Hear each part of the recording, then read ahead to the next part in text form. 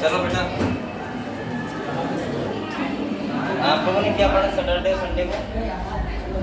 हैं? कुछ पढ़ा नहीं पढ़ा? क्या किया आप लोगों ने?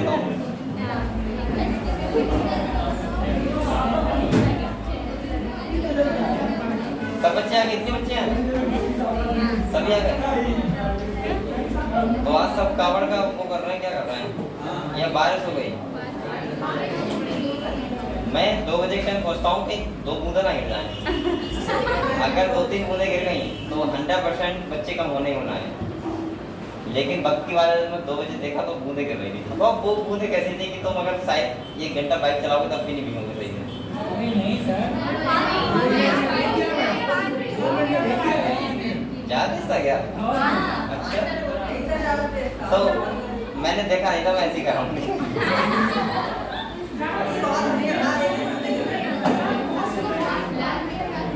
चलो बेटा, बातें मत करो। अब इतना बोलोगे तो मैं कैसे समझा पाऊंगा? अभी आप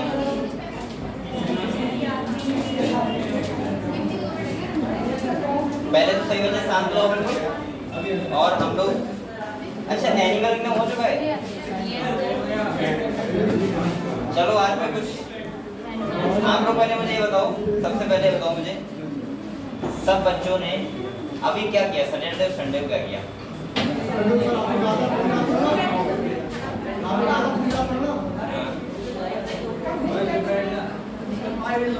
और एक बोलो अच्छा चलो, आपने क्वेश्चन लगाया सब बच्चों ने?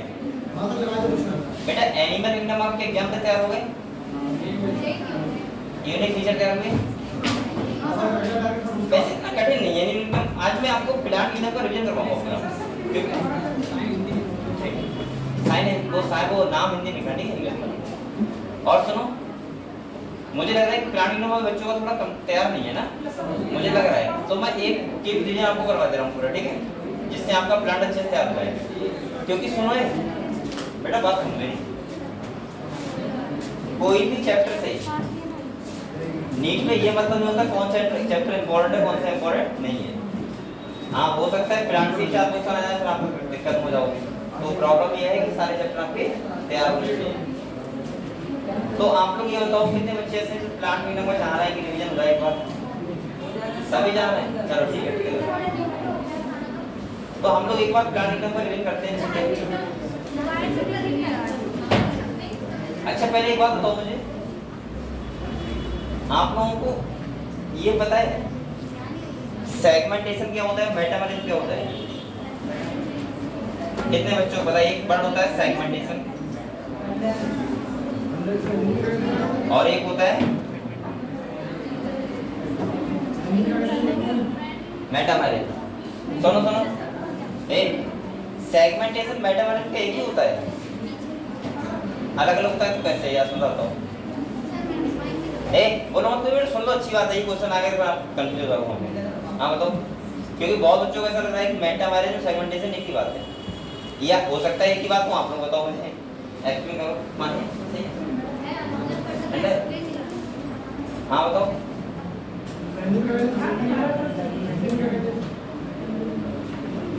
एक को बोलते हैं शायद ठंडी भवन, और मेटामेरिज्म क्या बोलते हैं?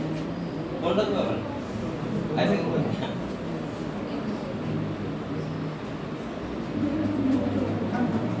आपने हर फॉर्म में सुना होगा। हाँ बताओ।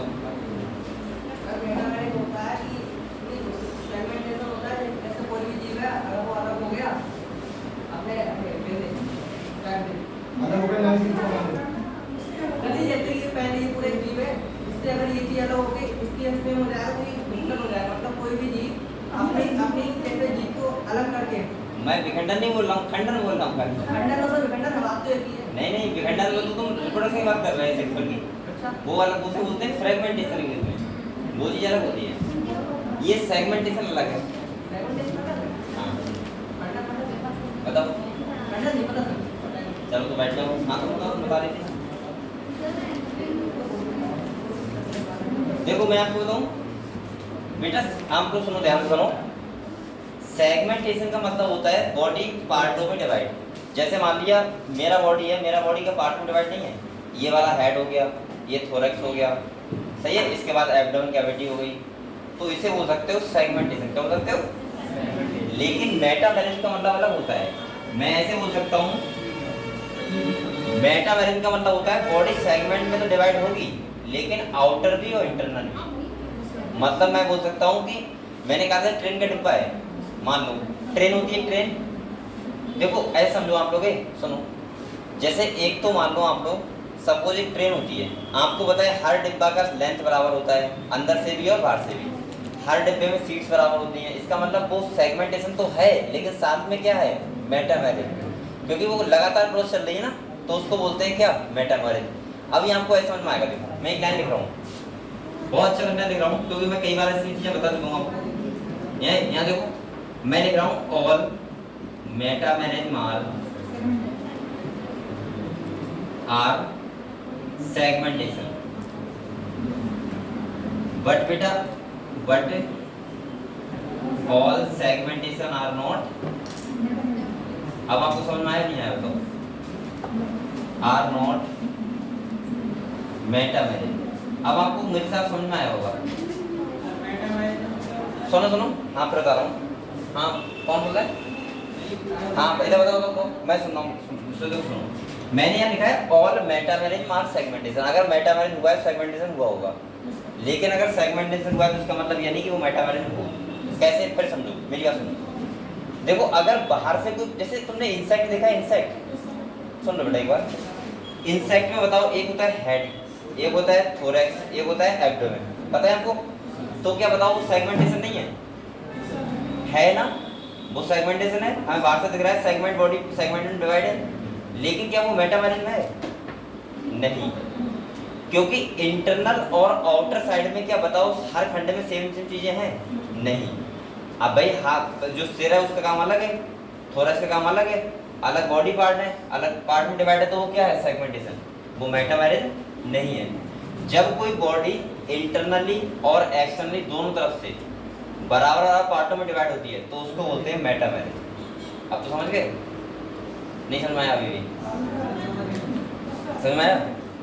सुनो, मैं बार बार ये बोल रहा हूँ, अगर कोई बॉडी है, अगर बाहर से डिवाइड है, अंदर से कोई हमें मतलब नहीं है कि कैसा है, सही है, क्या क्या है उसके अंदर, तो वो क्या होगा? सेगमेंटेशन। मेटामेरिज का मतलब होता है कि इंटरनली और एक्सटर्नली दोनों तरफ से बराबर बराबर पार्टों में लगातार रिपीटेड हुआ है पार्टों का। जैसे हम लोग पढ़ते हैं किसी के बारे में, अगर मैं आपसे ये कहूँ कि 11वें सेगमेंट, 12वां सेगमेंट, 13वां सेगमेंट, एनिमल का बॉडी होता है 14वां सेगमेंट, फर्स्ट सेगमेंट, तो इसका सेगमेंट, तो इसका मतलब वो क्या किया हुआ है? मेटामेरिज, क्योंकि इंटरनली और एक्सटर्नली दोनों तरफ से डिवाइड है बॉडी, तो मेटामेरिज हो गया। सेगमेंटेशन का मतलब ये हुआ, जैसे मैंने इंसेक्ट के केस में बोल दिया कि बॉडी 3 पार्ट में डिवाइड है, हेड, थोरैक्स एंड एब्डोमेन। अब वहाँ मैं ऐसे नहीं सकता हूँ फर्स्ट इंटरनली डिवाइड नहीं है, कैसी है? एक्सटर्नली। मतलब बाहर से मैं दिख तो रहा है सेगमेंट है, लेकिन उनका फंक्शन क्या है और ऑर्गन क्या है, सब अलग अलग है, तो वो क्या है? सेगमेंटेशन। फंक्शन मतलब इंटरनली और एक्सटर्नली दोनों तरफ से डिवाइड है तो मेटामेरिज, और अगर एक तरफ से इंटरनल मतलब नहीं है तो क्या होगा? सेगमेंटेशन। समझ गए? तो इसका मतलब ये हुआ, अगर आप लोग बताओ बेटा, अगर मेटामेरिज किया हुआ है तो इसका मतलब सेगमेंटेशन तो हो गई होगा, तभी तो बॉडी डिवाइड है। लेकिन ये जरूरी नहीं कि सेगमेंटेशन हो तो मेटामेरिज होगी। क्लियर? तो आपको एक लाइन लिख रहा है और चाहिए, all metamerism are segmentation but all segmentation are not. यहाँ सब क्लियर हो रहा है? जैसे मैं लिखवाता हूँ all locomotion are movement but all movement are not locomotion, ठीक है? ऐसे ही लिखवाता हूँ all vertebrates are coordinate but all coordinates are not vertebrates. ऐसे एक लाइन लिख लो, ये 3-4 सेंटेंस अपने पास लिख लो सब। जैसे all vertebrates are coordinate, all coordinate are not vertebrates, या ऐसे बोल सकते हैं कि all locomotion are movement but all movement are not. भाई आप चलते हो तो मूवमेंट तो करते हो, लेकिन अगर आप बैठे हो तो मूवमेंट तो कर रहे हो, लेकिन लोकोमोशन कर रहे हो क्या? नहीं। तो ये भाई साहब ऐसे में लिखवाता हूँ, all enzymes are protein but all protein are not. तो 3-4 सेंटेंस ऐसे हैं लगातार जो आपके नीट में आ सकते हैं, ठीक है? तो आप एक यहाँ लिख लो, मैं जैसे जैसे आते रहेंगे मैं आपको लिखवाता रहूँगा, ठीक है? एक नया मिल गया, all metamerism are segmentation but all segmentation are not meta, ठीक है? ऐसे ही था, all enzymes are protein but all proteins are not enzymes था।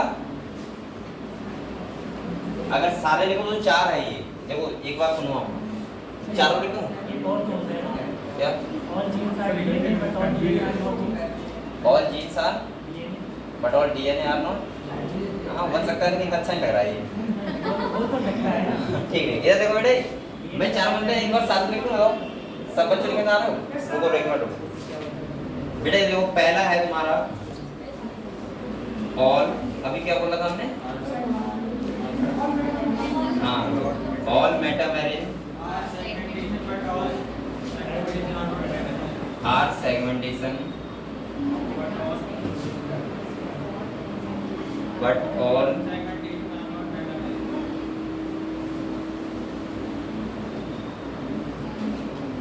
are not। एक ही हो गया, ठीक है। दूसरा तुम्हारा था ये all vertebrates are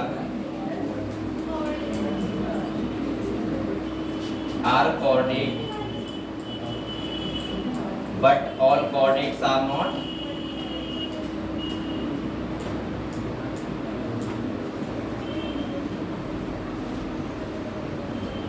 समझ गए? But are chordates are not vertebrates. एक क्या था बेटा? ऑल। तीसरा बताओ? ऑल लोकोमोशन आर मूवमेंट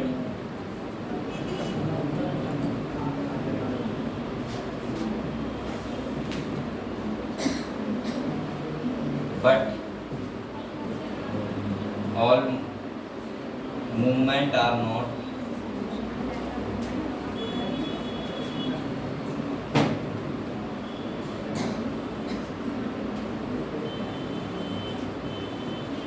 ठीक है। एक था ऑल एंजाइम्स आर प्रोटीन। कुछ एक्सेप्शन भी है इस केस में, but all proteins are not.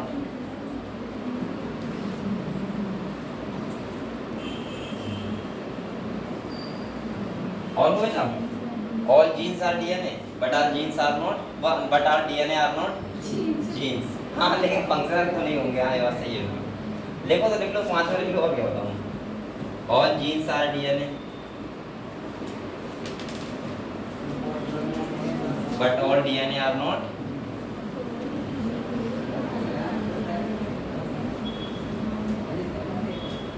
ठीक है, तो आपके ये 5 बने जो लगभग सेम है। आपको ध्यान रखना है, यहाँ से क्वेश्चन आ ही जाता है। जैसे लास्ट अभी साल आया था ये वाला, all vertebrates are chordate but are chordates are not vertebrates. याद है नीट में? ठीक। इनका चारों का मतलब मैं बता दे रहा हूँ, इसके बाद हम आगे बढ़ेंगे। ठीक है, आपको वैसे बात पूछ लिया करो जिससे आप पूरा बायोलॉजी का एक आपको कॉन्सेप्ट मिल जाए, इकट्ठा ही मिल जाए, ज़्यादा अच्छा रहता है। जल्दी याद होती है ना, भूलते नहीं। ठीक है,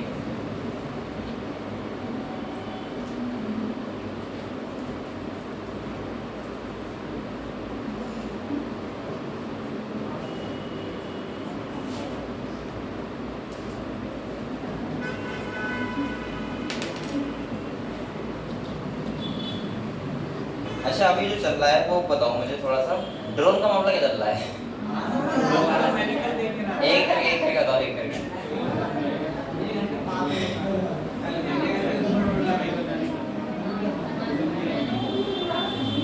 मैं कल घर गया था अपने ना, तो काफी देर बाद आता हूँ मैं, पूरी रात ही नहीं सोया, कोई सोने ही नहीं दिया। ड्रोन नहीं, वो सब लोग छत पे थे और कोई सोया ही नहीं, और ड्रोन भी उड़ रहा था घर, मैंने खुद देखा था अपनी आंखों। लेकिन अभी एक स्टेटमेंट आया है, सुनो सुनो सुनो आप लोग, जगते रहो, उससे कोई फर्क नहीं पड़ता, कोई का चोरी हो जाए जागते रहो। लेकिन अभी एक स्टेटमेंट आया है कि जो ड्रोन उड़ रहा है वो चोर नहीं उड़ा रहे हैं, वो नहीं, गवर्नमेंट जो नदियां हैं, हमारी नदियां, उनका पूरा परीक्षण कर रही है नदियों का। अब भाई ये अभी स्टेटमेंट आया, मैंने खुद देखा था, ये ऑफिशियल स्टेटमेंट है, ऐसा नहीं है, झूठ बोल रहा हूँ। ठीक है, मेरे फोन में अगर चाहो तो आप व्हाट्सएप करवा देना मुझसे, ठीक है, पढ़ लेना। दूसरा क्या है, हाँ ये नहीं कह रहा हूँ कि चोरी नहीं होगी, कहीं आप लोग चक्कर में पड़ जाओ, ठीक है यही है तो जगते रहो, मैं साथ साथ कहूँगा भाई। लेकिन ऐसा सुना जा रहा है कि अभी लोग बहुत परेशान हैं। मैं कल घर गया था, मुझे पता लगा कंडीशन कि मतलब पूरी रात ही जागना है, और एक आदमी का नहीं, पूरा गाँव जाग रहा है। कल तो सर मैं गया था, ड्रोन उड़ा था रात के 1 बजे टाइम पे। नहीं, मैंने सोचा कि ड्रोन नहीं है, कुछ ऐसा है, ड्रोन बोल रहे हैं, लेकिन मैंने खुद आंखों देखा तो लगा है ड्रोन है बस। ये गांव में चल रहा है अभी, और मुझे लगा सबके गांव में ऐसे चल रहा होगा, सब चल रहा है ना? ठीक है। कुछ तो ये कह रहे थे, मजा भी आता है बहुत। सुनो सुनो, चलो ठीक है, ड्रोन उड़ रहा है, मैंने मान लिया। हालांकि मैंने सब लोगों को समझाया था कि ये ड्रोन उड़ रहा है, ये हालांकि कुछ चोर नहीं उड़ा रहा है, ये बेसिकली कुछ सरकार का ही कुछ होगा ऐसा, इसीलिए उड़ रहा है। वरना बेटा एक सोचो, ड्रोन अगर चोर उड़ा रहे होंगे, इतना साल चोरी कौन कर सकता है अभी योगी सरकार में? 2 मिनट में पकड़ जाएगा। 2 मिनट नहीं, ड्रोन के तो कैसे कर सकता है भाई, सब लोग देख रहे हैं, लेकिन कुछ नहीं हो रहा है, प्रोजेक्शन नहीं, इसका मतलब ये है कि सरकारी की योजना है। लेकिन हाँ, इसके साथ साथ चोर अपना फायदा उठा सकते हैं, तो वो ध्यान रखना है आपको। बकाया ड्रोन से कोई टेंशन मत लेना। एक तो कल ऐसे कर रहे थे, जैसे हमारे मोहल्ले में थे, वो कह रहे थे साला बार-बार मेरे घर से क्यों ले जा रहा है? मतलब मेरे घर का फोन ले रहा है बार-बार। कुछ अफवाहें भी चल रही है। एक बोले, एक आया रात के 12 बजे के, मैं सोने ही जा रहा था, मैंने कभी पढ़ाना भी है मुझे।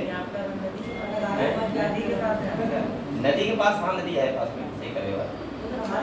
सुनो सुनो, एक आया बोले अभी देखा गया इधर, जो अभी 1 किलोमीटर इधर हमारा होता है खेतों में, वो बोलते हैं कि ये जहादे कुछ ऐसा है ना, तो बोले वहां पे ड्रोन उतारा है और उतने बिजली जो मिट्टी है वो जल गई। बोल अभी मैं देख के आ रहा हूँ, ये बोला।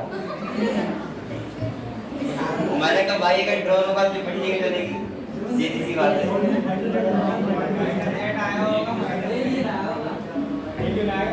और ड्रोन का वीडियो, ड्रोन था ये, बस सही मैंने वीडियो बनाया, मैं दिखा सकता हूँ, उसे देखना चाहेगा। नहीं ऐसे, अब ऐसे कैसे दिख जाएगा? ये ऐसे दिखेगा नहीं, और मैं आपको बता दूं इतना पास से नहीं दिखेगा, लेकिन हाँ ऐसे दिख रहा है आपको थोड़ा बहुत। ये देखो ऐसा देख रहे हैं, लाइट जल रही है। तो ये मैंने वीडियो बनाया था इसका, मैंने कहा था बच्चों के पास आऊँ, काफी चाहिए। दूसरा ऐसे करके कल रखवाली की थी बहुत बेहतरीन तरीके से।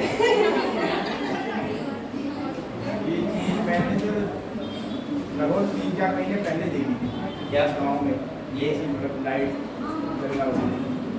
लोग ऐसा बोल रहे हैं कि चोर हैं, लेकिन ऐसा मुझे लग नहीं रहा है। क्या करो तो रख रहे हैं, क्या दिक्कत? चलो बेटा यहाँ पे आते हैं हम लोग, वो छोड़ते हैं बात, जो भी है आप लोग इससे करना। लेकिन मुझे जो लगता है पर्सन, मैं आपको बता रहा हूँ कि आप लोग इतना डरना मत कि ड्रोन हमारे घर से क्यों निकल रहा है, वो है कुछ सरकार की योजना, ठीक है? वरना ड्रोन ऐसा कर नहीं सकते कि खुले चोरी भी कर ले यहाँ पे, फिर शासन इतना एक्टिव रहता है। हाँ चोर आते हैं वो अलग मुद्दा है, ड्रोन अलग मुद्दा है। लोग अगर ये कह रहे हैं कि ड्रोन से ही चोरी कर रहे हैं चोर, वो गलत बात है।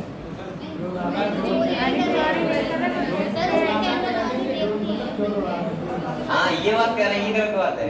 मैं ये नहीं कहूँ चोरी नहीं होगी, चोरी हो सकती है, अभी किसी घर हो सकती है, लेकिन मैं ये कह रहा हूँ कि चोर ड्रोन उड़ा रहे हैं वो गलत बात है। क्योंकि बेटा आज के मुझे लग रहा है इतने प्रशासन में ऐसे योगी सरकार में मुझे ऐसा साफ साफ लग रहा है कि चोर इतनी साफ चोरी तो नहीं कर सकते कि ड्रोन उड़ा के चोरी कर रहे हैं, और वो सबको दिख रहा है। ऐसा भी नहीं कि एक आदमी देखा हो। हाँ और फिर देखो उसके आधे घंटे बाद हमारे जो गांव था उसमें पुलिस भी आई तुरंत ही, वरना भाई ड्रोन को सर्च कर ले तुरंत ही कहाँ है, लेकिन ऐसा कुछ है नहीं। तो मुझे लगता है कि आप लोग इन बहुत बचना, लेकिन हाँ ये नहीं कह रहा हूँ कि आप सो जाना कहीं चोरी हो जाए, सबने कहा था वो देखते रहना अपना, ठीक है? चोरी देखो, हो सकता है चोर हो सकता है। चलो बेटा ये आगे बढ़े, तो पहले मैं इनको एक्सप्लेन कर दूं एक बार सही से, ये है क्या चीज, फिर हम समझते हैं। और सुन लो पहले, बोलो मत कभी बेटा, बोलो मत कभी। इसके बाद मैं आपको ये बता दूं कि जहां जहां पे चीज पढ़ेगी मैं आपको एक बार फिर रिपीट करूंगा कि देखो मैंने लिखवाया था आपको, यहाँ पे चीज है, ठीक है? जैसे हम लोगों ने बेटा अभी देखो सर एक बार सुन लो, हम लोगों ने अभी क्या पढ़ा था, कोऑर्डिनेटा पढ़ा था। क्या पढ़ा था? कोऑर्डिनेटा पढ़ा था। तो वहां मैं सबको एक्सप्लेन कर रहा हूँ अच्छे से। अब बोलो मत बेटा, घर से बात करेंगे मुझे, और आप लोग अकेले बात कर लो तो मैं कैसे करूँगा? मेरे साथ बात किया करो, अकेले नहीं यहाँ करो। आप लोग ये बताओ बेटा, अब बोलो मत करिए। हमने अभी ये चैप्टर पढ़ा है एनिमल किंगडम, ठीक है। तो हमको 2 सेंटेंस ऐसे मिल गए जो मुझे लग रहा है ये याद करने चाहिए हर बच्चे को, ठीक है। कैसे देखो, पहला कह रहा है वो, सुन लो ध्यान से, समझ नहीं आएगा वरना। पहला कह रहा है all metamerism are segmentation but all segmentation are not. इसका मतलब ये हुआ, मैंने क्या बोला, सेगमेंट का मतलब होता है बॉडी पार्टों में डिवाइड, सही है।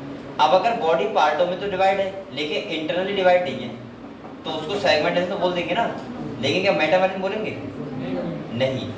अब आप लोग बताओ, अगर इंटरनली डिवाइड है बराबर पार्टों में और एक्सटर्नली, तो सेगमेंटेशन तो हो ही गया, वो तो हो ही गया ना, लेकिन साथ में क्या हो गया?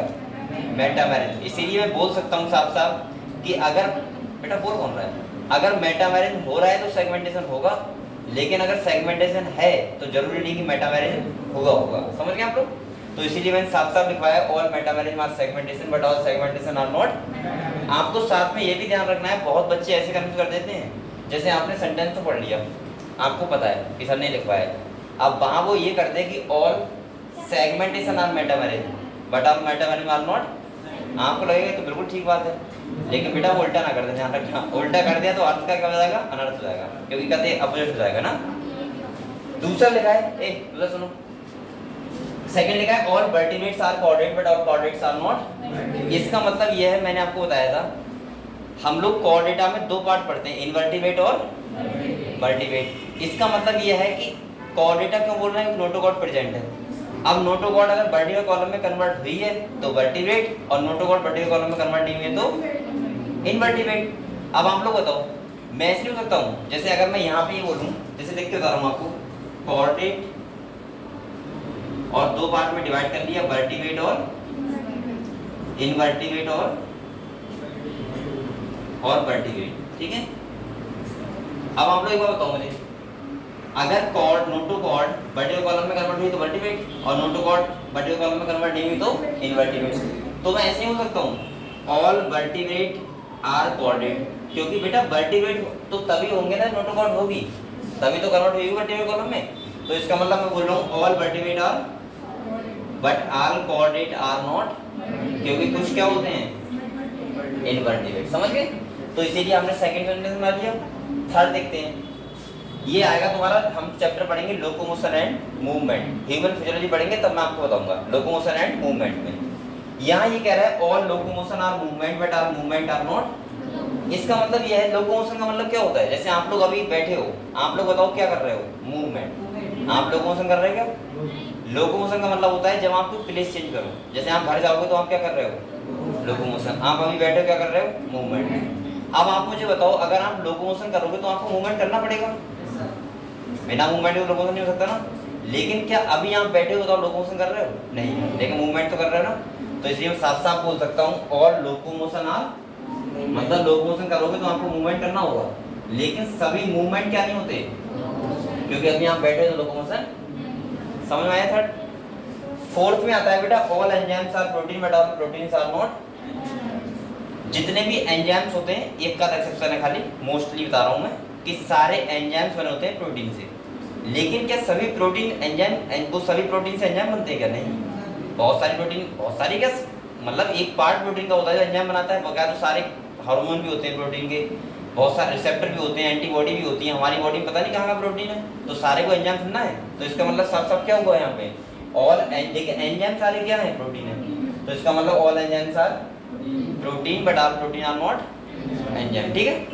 एक और है ऑल जीन्स आर डीएनए। अब एक बात सही है, अगर जीन्स हैं, कोई जितने भी जीन्स हैं वो डीएनए के पार्ट हैं, लेकिन हर एक डीएनए का पार्ट ऐसा नहीं हो सकता कि जीन हमारे में एक्टिव है ही, मतलब इनएक्टिव जीन भी है या कोई नॉन फंक्शनल जीन है जो फंक्शन नहीं कर रहे हैं। तो ऐसे बोल सकते हैं हाँ all genes are DNA but all DNA are not. पूरा का पूरा डीएनए ऐसा नहीं कि एक्टिव जीन या एक्टिव फॉर्म में है वो जीन है, ठीक है। तो ये सेंटेंस कुछ ऐसे हैं जो आपको लगभग पूरी बायोलॉजी में मिलेंगे, और जहाँ जहाँ मिलेंगे मैं वहाँ बता दूंगा आपको एक बार कि हमने इसलिए यहाँ पे बोला था।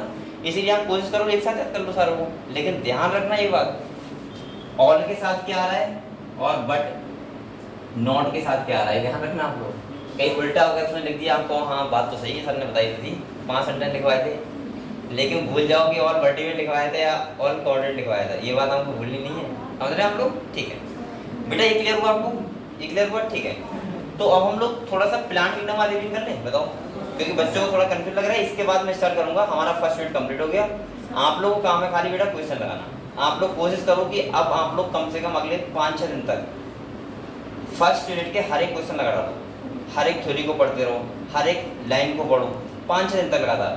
तब तक हम लोग आराम से पढ़ेंगे। कल से स्टार्ट करूंगा मॉर्फोलॉजी। क्या पढ़ेंगे? मॉर्फोलॉजी पढ़ेंगे। इसके बाद एनाटॉमी पढ़ेंगे और कल मॉर्फोलॉजी मतलब प्लांट मॉर्फोलॉजी, हम लोग प्लांट के स्ट्रक्चर देखेंगे बाहर से कैसे दिखते हैं और नया चैप्टर स्टार्ट होगा। ठीक है, तो आज मैं आपको एक प्लांट का पोर्शन थोड़ा मुझे लगा कि बच्चों को थोड़ा कंफ्यूज कर रहा है, वो मैं एक बार रिवीजन करवा दे रहा हूँ। और जहाँ जहाँ भी आपको लगे डाउटफुल तो वो आप तुरंत मुझसे पूछ सकते हो, कोई बच्चा खड़े होगा। ठीक है, चलो ठीक है, तो किताब निकालें हम लोग, निकालें बेटा, ठीक है। तो आप लोग किताब निकाल लो, हम लोग एक करके पढ़ते हैं कि यहाँ पे क्या क्या आपके डाउट हैं, क्योंकि मुझे लग रहा है कि थोड़े बच्चों को डाउटफुल मैं क्वेश्चन पूछ रहा था उस टाइम बता नहीं पा रहे थे हम लोग।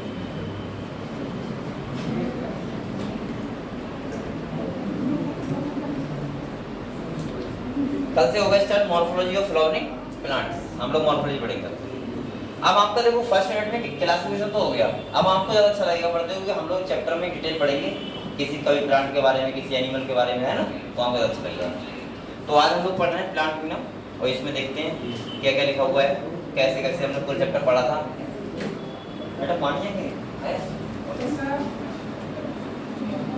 आप लोग पी लो पानी, थोड़ा रात में जागना होगा वरना। मैं सोच रहा भाई आज की नाइट कैसी चली जाए, मैं मेरी भी नहीं मेरा चाहिए।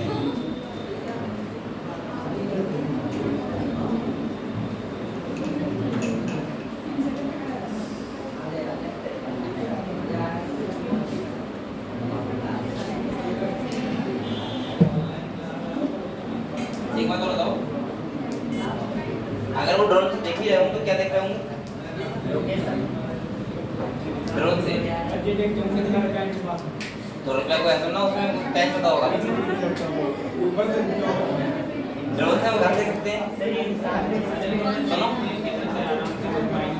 मैं आपको एक बात बताऊं, ये देखने के लिए ड्रोन है, ये देखने के लिए ड्रोन की जरूरत नहीं है। आपको पता होगा 3D मैप आता है, हम देखा है, उसमें आपका घर साफ साफ दिख रहा होगा, सबके घर दिख जाएंगे। भाई आप मोबाइल खोलो, मैप में जाओ, आपको एक रास्ता भी दिख जाएगा, हम सब पता होगा बच्चों को, और सब कुछ आपको अपना घर भी साफ साफ दिख रहा होगा कि ये मेरा घर है, समझ गए मैप में। तो फिर इतना टेंशन क्यों कि ड्रोन इसे देखेंगे, वैसे देखेंगे नहीं आ रही अच्छी बात है।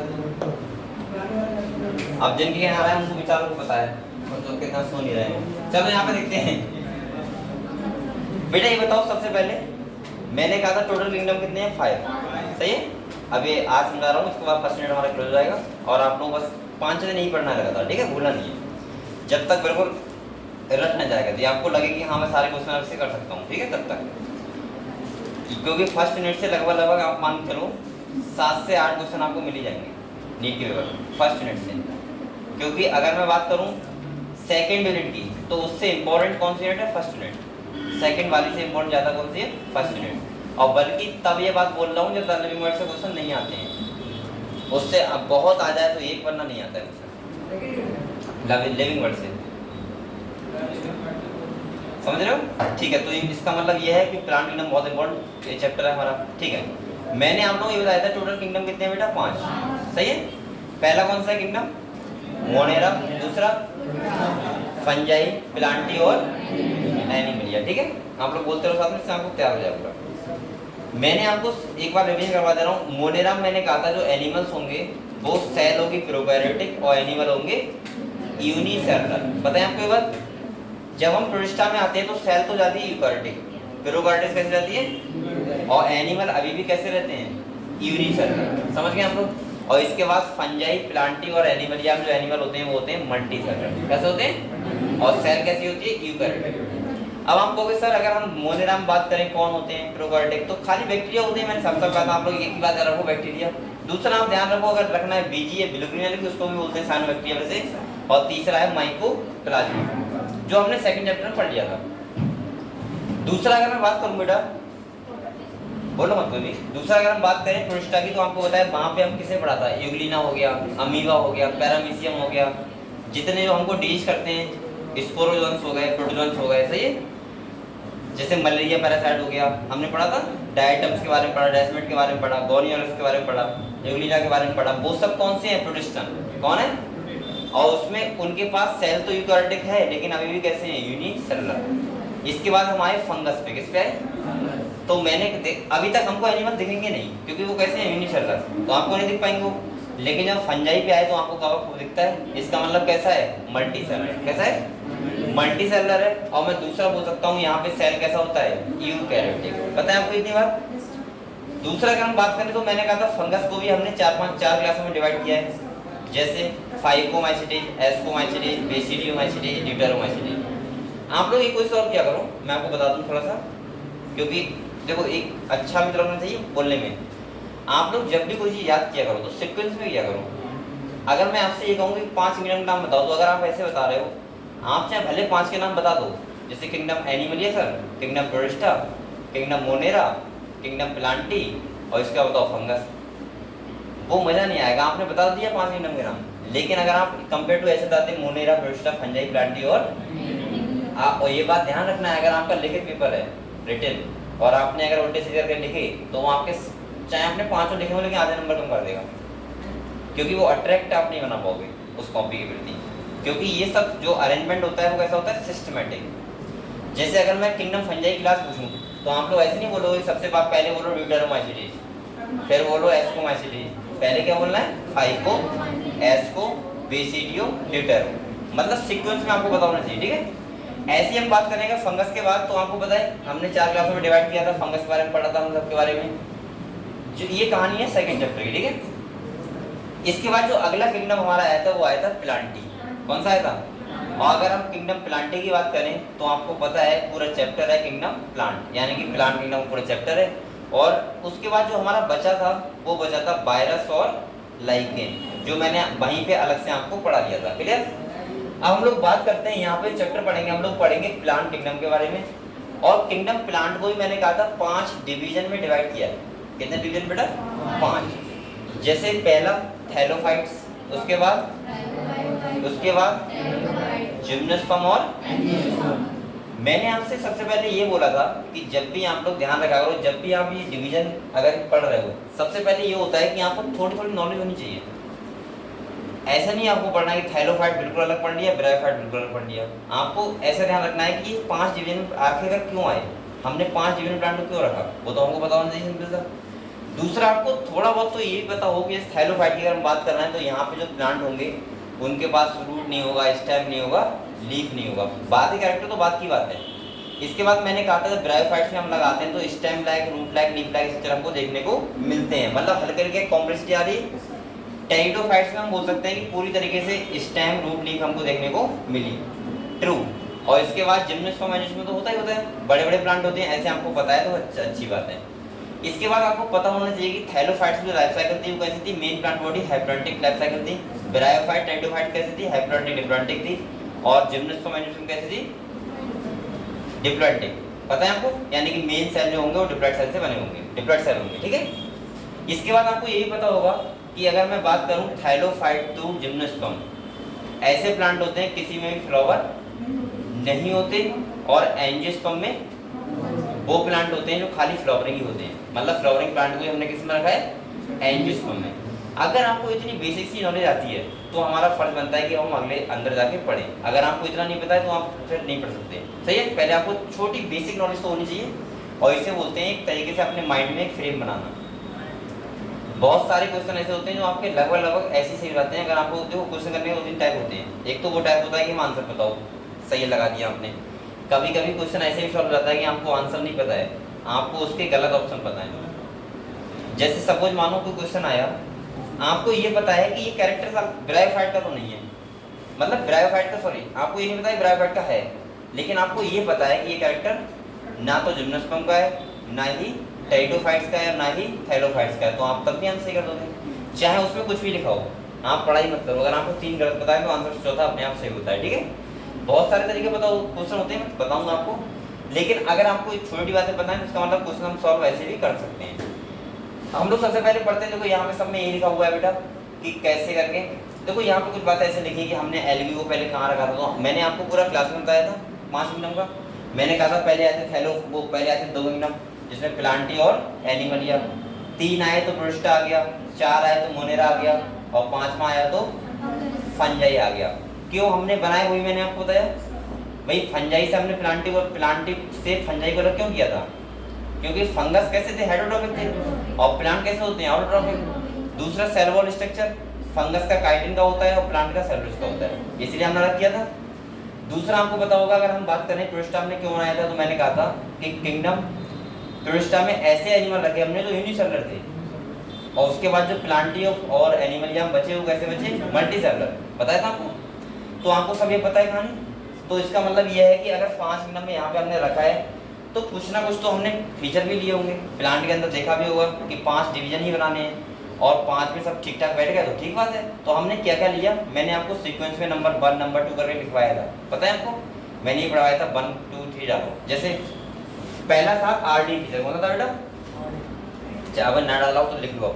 नंबर 1 लिखो आर्टिफिशियल, यहाँ पे लिखना नहीं है, इसी के ऊपर एक बना दो खाली, जिससे आपको ध्यान रहे कि पहला ये है, सेकंड ये, थर्ड ये, फोर्थ ये और 5 ये है। आपको सारे क्लासिफिकेशन के बारे में पता होना चाहिए कि किस क्लासिफिकेशन में हमने क्या किया था। जैसे मैंने प्लांट में क्वेश्चन लगाए थे तो क्वेश्चन वैसे आए थे कि किस बेस पे लिया था, पता है आपको? तो वही मैं बता रहा हूँ, ठीक है? तो पहला कौन सा था बेटा? आर्टिफिशियल।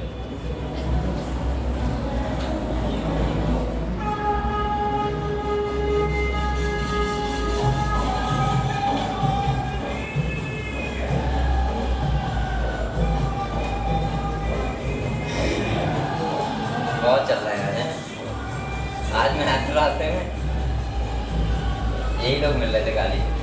सही है, मिला के जाए होली कर दिया, अच्छी बात है। क्या है, इतनी मेहनत से बेचारे लेके आए हैं।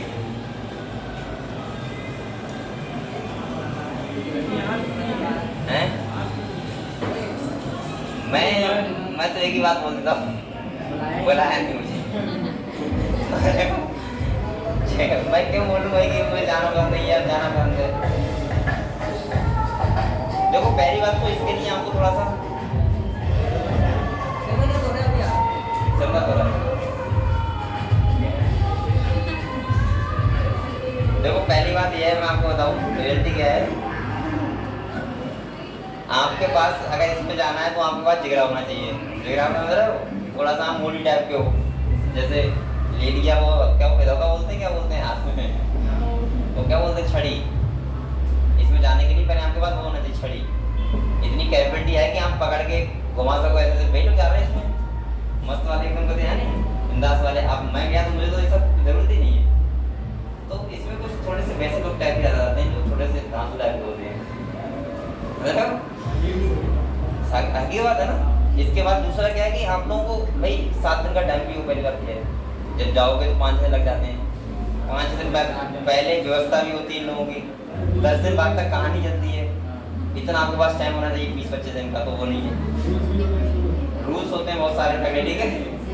तो ठीक है, मुझे तो कोई आपत्ति नहीं है। जाना है तो नहीं जा रहा है तब भी कोई आपत्ति नहीं। मैं तो बोलूँगा कि आप लोग ठीक ठाक हो, अगर आपकी जैसी इच्छा करती जाओ चले जाओ, वरना न जाओ, तो आपका मन है, ठीक है? लेकिन मैं किसी को धर्म के बारे में कुछ भी नहीं बोलना चाहता। मैं सिंपल सा बोल देता हूँ कि मुझे बुला नहीं रहे तो बुलाएं, चला जाऊँगा बात करना। अगले आते हैं बेटा, सबसे पहला कौन सा है बताओ आप लोग? आर्टिफिशियल। देखो साफ साफ लिखा हुआ है, यहाँ देखो, they were based on a few characteristics or also the artificial system gave equal weightage to vegetative and sexual character। यहाँ स्टार बनाओ बेटा। इन्होंने इस टाइम क्या देखा था आर्टिफिशियल में? इन्होंने सिंपल सा देखा था। आर्टिफिशियल का मतलब आप समझ रहे हो, वेजिटेटिव का मतलब क्या होता है? रूट, स्टेम और लीफ। अब आप लोग मुझे बताओ, मुझे अगर रूट, स्टेम, लीफ से अगर आप देखोगे तो ये तो अगर भाई इवोल्यूशन हुआ, अगर क्लाइमेट चेंज हुआ तो चेंज नहीं रहेंगे क्या? आपने बहुत ऐसे, जैसे अगर हम पहले बंदर थे आज इंसान बन गए, तो उसका मतलब ये है कि इवोल्यूशन हुआ है। तो इवोल्यूशन किसी का हो सकता है? क्या बताओ, ये क्लासिफिकेशन चल पाता? नहीं चल पाता। हो सकता है आम का पेड़ अभी इतना बड़ा है, 1000 सालों बाद आम का पेड़ बहुत छोटा हो जाए, हो सकता है भाई, जेनेटिकली मॉडिफिकेशन चल रहा है लगातार। तो इसका मतलब यह है कि हम वेजिटेटिव कैरेक्टर से क्लासीफाई नहीं कर सकते, क्योंकि क्लाइमेट जब चेंज होता है तो ये हमारे जो वेजिटेटिव कैरेक्टर होते हैं वो भी क्या हो जाते हैं? चेंज हो जाते हैं। समझ गए? क्लियर हुआ बेटा? ठीक है। तो इसका मतलब ये एक्सेप्टेबल नहीं था, लेकिन हमें ध्यान तो रखना है आर्टिफिशियल क्या लिया था। सेकंड देखो, सेकंड आया नेचुरल, क्या आया यहाँ दो लिखो। नेचुरल में इनने इंटरनल भी देखा और क्या देखा एक्सटर्नली, मतलब इनने एनाटॉमी भी की और क्या की मॉर्फोलॉजी। अब ठीक बात है, क्योंकि एनाटॉमी करोगे इसका मतलब तुम क्या देखोगे बताओ, सेल के अंदर क्रोमोसोम नंबर देखोगे, सेल के अंदर सेल का स्ट्रक्चर देखोगे, उसकी फाइटोकेमिस्ट्री देखोगे, कौन कौन से हार्मोन है, क्या है, कैसा क्या है, ठीक है। तो जब इंटरनल और एक्सटर्नल दोनों टाइप की स्टडी की तो कौन सा था वो, तो बेस्ड ऑन समझ गए। अगर पहला आया आर्टिफिशियल तो आप बेस्ड ऑन क्या करोगे बताओ, वेजिटेटिव कैरेक्टर और सेक्सुअल कैरेक्टर, और नेचुरल आएगा तो क्या करोगे इंटरनल एंड एक्सटर्नल फीचर, समझ गए। ठीक है, आप लोग इंटरनल करते रहो, देखो यहाँ भी लिखा होगा कहीं पे, ये लिखा है but also internal feature like ultrastructure, anatomy, embryology और फाइटोकेमिस्ट्री। मतलब नेचुरल में ने एक्सटर्नल तो देखा ही देखा, लेकिन साथ में कौन सा देखा इंटरनल भी देखी कि सेल का स्ट्रक्चर कैसा है, सेल प्रोकैरियोटिक है या फिर यूकैरियोटिक है, सेल का एनाटॉमी कैसा है, मतलब अंदर कौन कौन से ऑर्गेन्स हैं उसके अंदर। इसके बाद इन्हें देखा एम्ब्रियोलॉजी, एम्ब्रियो डेवलपमेंट कैसे हो रहा है उसका। इसके बाद देखा फाइटोकेमिस्ट्री, मतलब कौन कौन से हार्मोन बन रहे हैं, ठीक है।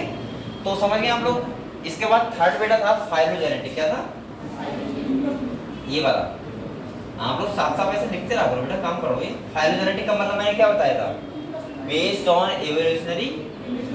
इसका मतलब था कि कौन से प्लांट से बने हैं, सही है। जो प्लांट जिससे बने हैं उसको हमने बोला था phylogenetic classification of phylogenetic. Phylogeny अभी नीट में क्वेश्चन आया था इसी साल, उसमें साफ साफ लिखा था एवोल्यूशनरी रिलेशनशिप। जहाँ भी फाइलोजेनी लिखा हो उसका मतलब ही होता है एवोल्यूशनरी का मतलब होता है कौन किसके पूर्वज होंगे, समझ गए हम लोग। जैसे अगर हम अपनी बात करें तो आपको पता है हम लोगों से ये कहा जाता है कि स्टार्टिंग के जब हम बहुत पहले के हमारे जो बहुत सबसे पहले पूर्वज रह चुके हैं एनिमल में, वो कौन रहे हैं, प्रोटिस्ट, कौन रहे हैं। तो ऐसे पूछ सकता है वो, तो इसका मतलब वो क्या पूछ रहा है, फाइलोजेनी पूछ रहा है, क्या पूछ रहा है। तो यहाँ पे साफ साफ लिखा हुआ है बेटा बेस्ड ऑन एवोल्यूशनरी, क्लियर हुआ। चौथा जो तुम्हारा है वो कौन सा है, न्यूमेरिकल। और मैंने न्यूमेरिकल यही क्वेश्चन था सुनना, बच्चे फंस रहे थे कि बेस्ड ऑन क्या होगा, तो देखो साफ साफ लिखा है कंप्यूटर इज बेस्ड ऑन, यानी कि इसमें क्या अब जो कैसे हुआ था वो समझ लो आप लोग। ये तो मैंने समझाया साथी.com, ध्यान भूल गए अब क्या समझाया था ये मैंने, क्या बताया था हम लोगों को। न्यूमेरिकल का मतलब ये होता है, आप लोग सुनो, जैसे मैं कोड दे दूं, क्या दूं कोड, जैसे कोड का मतलब आप लोग ये समझ सकते हो, जैसे मैंने रूट के लिए लिख दिया R1 R2 R3, ठीक है। अब R1 में वो आएंगे जिसकी सिमिलर रूट होंगी, सही है। ऐसे ही मैंने इस टाइम पे दे दिया S1 S2, मतलब सिंबल दे दूं मैं, जैसे होता नहीं है। आपने अभी बहुत अच्छा बता रहा हूँ, कावड़ लेके लोग जा रहा है, ठीक है। तो आपने टी शर्ट पे देख देखा होगा, कभी लिखा होता है UP 25, UP 26, UP 27, ये क्लास में नहीं हुआ। और ये कौन सा हुआ, न्यूमेरिकल टैक्सोनॉमी, क्योंकि इन्होंने अब UP 25 से आप समझ जाओगे कहाँ का लड़का है, बरेली। जब लिखा होगा UP 26 तो पीलीभीत, समझ गए। तो इसका मतलब ये कौन सी टैक्सोनॉमी है, हमने कुछ सिंबल दे दिया, हमने नाम तो नहीं पूछा ना उससे वो कहाँ का है, लेकिन हमने सिंबलाइज कर दिया उसको कि 25 लिखा है, उसका मतलब बरेली का होगा, समझ गए। ठीक है, अब आप समझ जाओ कंप्यूटर बेस क्या है। ऐसे ही आपने देखा होगा, अगर मैं बहुत अच्छे समझाऊंगा आपको, तो मैंने आपको एक बहुत अच्छा बताया था, एक ऐप था साथी.com, उसमें जाना मत कभी, सर्च पर मत करना, बहुत बेकार ऐप है। लेकिन मैं आपको उसको एक एग्जाम्पल में लेकर आ रहा हूँ यहाँ पे, ठीक है। उसमें क्या होता है, जैसे अगर मैं अपना फॉर्म भर रहा हूँ, लड़का भर रहा है, तो उसे किस टाइप की लड़की पसंद है वो 10 भरेगा फीचर, लड़की भरेगी किस टाइप का लड़का पसंद 10 फीचर वो भरेगा। अब जिसका कनेक्शन वो अच्छा बैठेगा, जैसे किसी का 80% बैठ गया वो उनकी बात करवा देते हैं, किसी का 100% बैठ गया, मतलब दोनों ही कैरेक्टर लिख लिया है तो अगर 100% बैठा तो बात करवा देते हैं। तो वो क्या करना है, कंप्यूटर बेस ऐड करना है, लोगों को पता कर पाना है कि कौन किसकी क्या, मतलब क्या किसकी मांग है, समझ गए। मांग बोलते हैं हिंदी में, क्या क्या मांग है। लेकिन भाई वहाँ पे भी बहुत खतरा है, आप लोग देख रहे हैं ये सब कंडीशन कैसी आ रही है ना, तो सही नहीं है, ठीक है, अच्छा नहीं है। अच्छा वही है जो आपको घर वाले पापा देख के आए, सही है, वो ध्यान रखना वरना बेटा फंस जाओगे इसका देखो ये देखो बताओ, साइटो टैक्सोनॉमी, साइटो का मतलब सेल से पता लग रहा है, साइटो मतलब सेल, और टैक्सोनॉमी मतलब हम सेल के अंदर देखें। तो आप लोग बताओ सेल के अंदर आप क्या देखोगे, क्रोमोसोम नंबर कौन सा, हाँ होगा, लिख लो, कोई दिक्कत नहीं। देखिए मैं कह रहा हूँ साइटोटॉक्सिक मतलब साइटो को मतलब सेल होता है, टैक्सोनॉमी मतलब क्लासिफिकेशन। तो हम लोग क्या करते हैं, क्रोमोसोम नंबर देखते हैं, स्ट्रक्चर देखते हैं, बिहेवियर देखते हैं, ठीक है। और लास्ट आता है हमारा कीमोटैक्सोनॉमी, जिसमें हम क्या देखते हैं, केमिकल कॉन्स्टिट्यूएंट्स। क्लियर हुए? अब आपको मुझे लग रहा है क्लास में क्लियर हुए, सबको बताओ क्लियर हुए? आपको यहाँ इतना ध्यान रखना है कि कौन से क्लासिफिकेशन में क्या चीज ने बेस ली है, मतलब किस बेस पे कौन सा क्लासिफिकेशन किया है। जैसे एक बार मैं फिर बता दे रहा हूँ, पहला कौन सा है बेटा, आर्टिफिशियल, बेस क्या लिया था, अरे एक्सटर्नल फीचर मतलब मॉर्फोलॉजी। दूसरा कौन सा था, नेचुरल, जिसमें एनाटॉमी और मॉर्फोलॉजी दोनों। इसके बाद तीसरा क्या लिया था, बोलो आप लोग, फाइलोजेनेटिक, इसमें इवोल्यूशन देखा था। चौथा क्या लिया था, न्यूमेरिकल, इसमें कंप्यूटर बेस्ड थी, असाइन कर दिया, सिंबल दे दिया। नंबर 5 साइटो मतलब क्रोमोसोम का नंबर देख लिया, क्रोमोसोम का बिहेवियर देख लिया। और लास्ट में था कीमो, जिसमें हमने केमिकल कॉन्स्टिट्यूएंट देखा कि सेल के अंदर कौन कौन से केमिकल बन रहे हैं, कौन से हार्मोन है, कौन से एंजाइम है, वो सब देखा। समझ गए हम लोग? तो ये तुम्हारा पोर्शन क्या था, क्लासिफिकेशन डॉट है यहाँ पे नहीं है। आगे बढ़ो, अगले हम बात करते हैं एलगी। इसका करते हैं, मैंने साफ साफ आपको बोला है बेटा, अब इसमें कुछ ऐसा समझाने वाला है नहीं। मैंने कहा था आप लोग एक तो टेबल याद कर लो, ये वाली कहाँ गया, ये एक तो टेबल याद करो। अब इसमें कोई ऐसी ट्रिक नहीं है, सिंपल टेबल है बिल्कुल। भाई एलगी को 3 क्लास में डिवाइड किया है, क्लोरोफाइसी, फियोफाइसी और रोडोफाइसी। आपको मैंने बताया यहाँ पे ग्रीन, यहाँ पे ब्राउन और यहाँ पे रेड एलगी। दूसरा मैंने कहा कि आपको बताया कि मेजर पिगमेंट कौन से होते हैं, तो मैंने कहा था ए सब में कॉमन होगा। देखो एक बात और ध्यान रखो, एक पिगमेंट तो होगा ही होगा। अगर कोई फोटोसिंथेसिस कर रहा है तो क्लोरोफिल ए, उसके बिना कोई फोटोसिंथेसिस नहीं कर पाएगा। लेकिन साथ में कौन सा है, वो अलग अलग होते हैं। जैसे यहाँ बी है, यहाँ सी है, यहाँ डी है। क्लोरोफिल एक टाइप का नहीं होता है, बहुत सारे टाइप का होता है। क्लोरोफिल ई भी होता है, सही है, वो आप बाहरी क्लास में पढ़ोगे। इसके बाद सुनो, साथ में से ब्राउन एलगी है, तो ब्राउन बनाने के लिए से कौन सा है, फिकोजेंथिन, और ये रेड एलगी से बनाने के लिए कौन सा है, फाइकोइराइथ्रिन। समझ गए आप लोग? इसके बाद मैंने कहा था फूड स्टोर याद रख लो, सेल वॉल स्ट्रक्चर किसका बना हुआ है, फ्लैजेला नंबर बहुत इंपॉर्टेंट आया था, और ये तो पता ही आपको कौन से बॉटम रहता है, टेबल याद हो गई।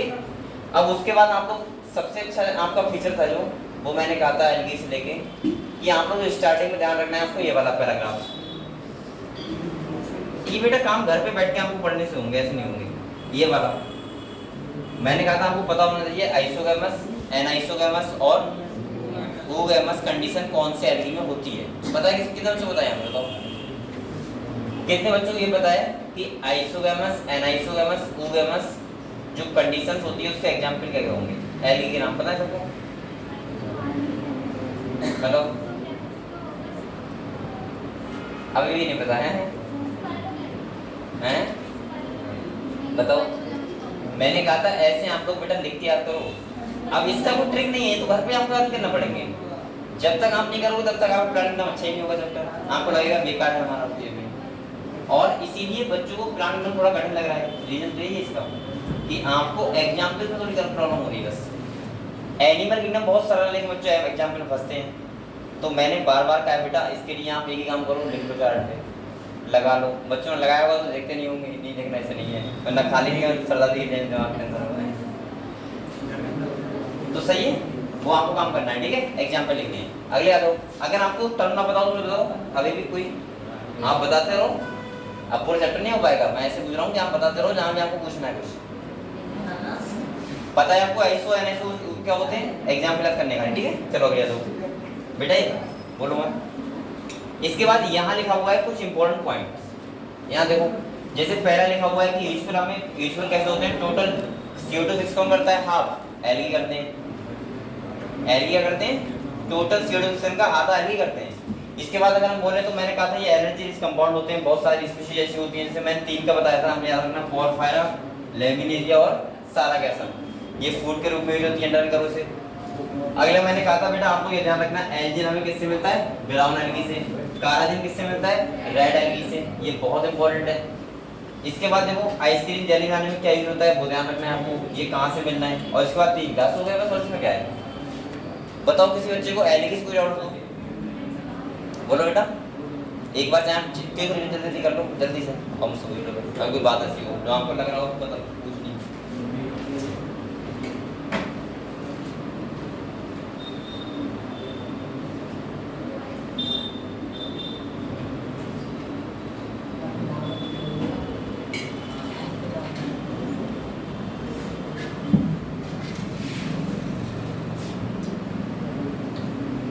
थोड़ी मेहनत करो बेटा, और इससे अभी मेहनत कम बच्चे कर रहे हैं, इतनी ज़्यादा मेहनत नहीं हो रही है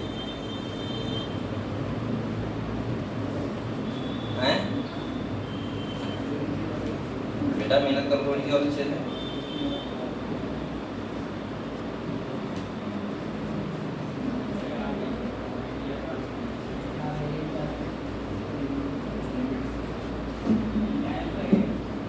जल्दी एल की पढ़ो, फिर के बाद ब्राइट है टेड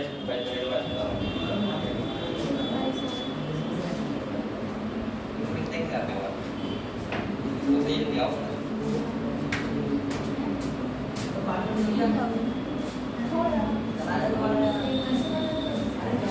अभी तुम लोग बैठ जाओगे, बार-बार जाओगे, बैठ जाओ एक बार। सबसे ज़्यादा घूमते क्लास में सर जो स्पोर्ट्स के होता है ये बेटा स्पोर्ट्स के टाइप होते हैं, जैसे यहाँ पे लिखा हुआ है देखो, स्पोर्ट्स की टाइप, वो कौन से स्पोर्ट का मतलब टाइप है। जैसे आप जूस पर पढ़ेगा, आप लोग एप्रोनस पर पढ़ोगे, मोटाइल है या नॉन मोटाइल है, उस बात पर डिपेंड करता है, ठीक है। जैसे जूस पर जो होते हैं वो कैसे होते हैं, मोटाइल, और एप्रोनस पर कैसे होते हैं, नॉन मोटाइल। समझ गए, ये स्पोर्ट का टाइप है बता, ठीक है। जैसे मोटाइल का मतलब उसका फ्लैजेला होगा, फ्लैजेला होगा तो एक दूसरे से जा सकते हैं। जैसे स्पर्म होता है, स्पर्म हमारा गैमीट, उसका फ्लैजेला होता है, अपना मूवमेंट करता है, लेकिन जो फीमेल का एग होता है उसका फ्लैजेला नहीं होता है, उसे कलेक्ट करना पड़ता है, समझ गए। तो इस टाइप का है, ठीक है, एलगी का इस वैरायटी का है, पढ़ लो।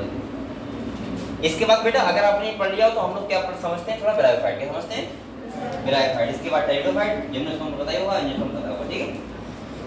आपने एलगी के बारे में पढ़ लिया था बच्चों ने, बताओ पढ़ लिया, चलो ठीक है। हम लोग बात करते हैं ब्रायोफाइट। एक बार ध्यान सुन लो मेरी बात, आपको एक ही बार में हो जाएगा, बातें मत करो, जो आपको समझना क्या है वो समझो। अगर मैं ब्रायोफाइट की बात करूं बेटा तो आपको पता है ये थोड़े से पानी के पास आते हैं, यहाँ सेक्सुअल रिप्रोडक्शन के लिए किसकी जरूरत पड़ती है, वाटर की, किस पड़ती है।